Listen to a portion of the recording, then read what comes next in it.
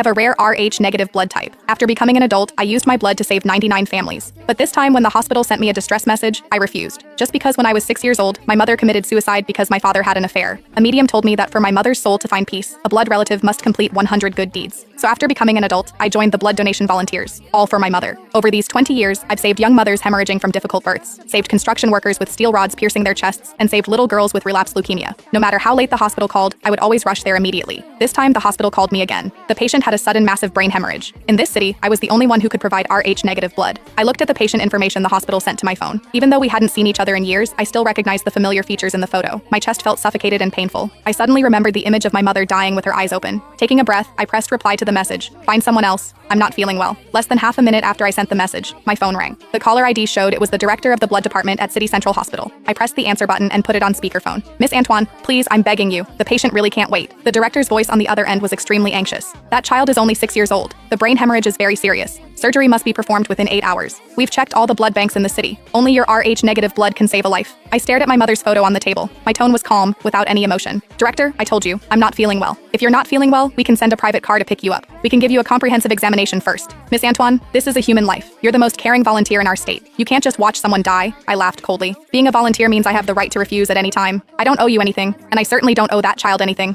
After saying this, I hung up directly and pressed the power button. The room instantly became quiet. I looked at my mother's gentle face in the photo, my fingers clenched tightly into fists. Just one more good deed, and my mother could find peace. But this 100th good deed, I would absolutely never do for my enemy's son. But I was thinking too simply. Less than 10 minutes later, my backup work phone suddenly lit up. Only a few important clients and the community manager knew this phone number. I looked at the unknown number on the screen and pressed answer. Is this Miss Antoine? The male voice on the other end was extremely anxious and accusatory. I'm a reporter from the state TV station. The entire internet is looking for you right now. The 6-year-old boy with brain hemorrhage at City Central Hospital. Why won't you save him? Do you know your behavior is equivalent to murder? I gripped my phone tightly, my eyes completely cold. Murder? By your logic, that child's biological parents murdered someone 20 years ago. Why don't you investigate that? I hung up directly and blocked the number. I opened my tablet next to me and clicked on the local news live stream. On the screen was the scene outside the emergency room at City Central Hospital. A well-dressed woman was kneeling on the floor outside the emergency room door, crying hysterically. Please everyone help me. Help me find that volunteer. As long as she's willing to donate blood to save my son, I'll kowtow to her. I stared at that face on the screen. Even if she turned to ash, I would recognize her. Garcia. In the footage, a middle-aged man in a suit walked into frame. He bent down to help Garcia up, facing the reporter's camera with a face full of indignation. I don't understand what this volunteer is thinking. The hospital said she's donated blood for free 99 times, so why won't she save my son? If it's about money, I can give her 1 million, 10 million. Gabriel spoke through gritted teeth to the camera. A 6-year-old child is lying inside waiting for his life to be saved. How can she be so selfish? I hope all the netizens can help me find this person. I want to ask her to her face if her conscience has been eaten by dogs. The comments in the live stream instantly exploded. This volunteer is disgusting. The 99 times must be fake data. When it comes to the real thing, she shrinks back. Dox her. Force her to donate blood. Right, we can't let this cold-blooded animal get away with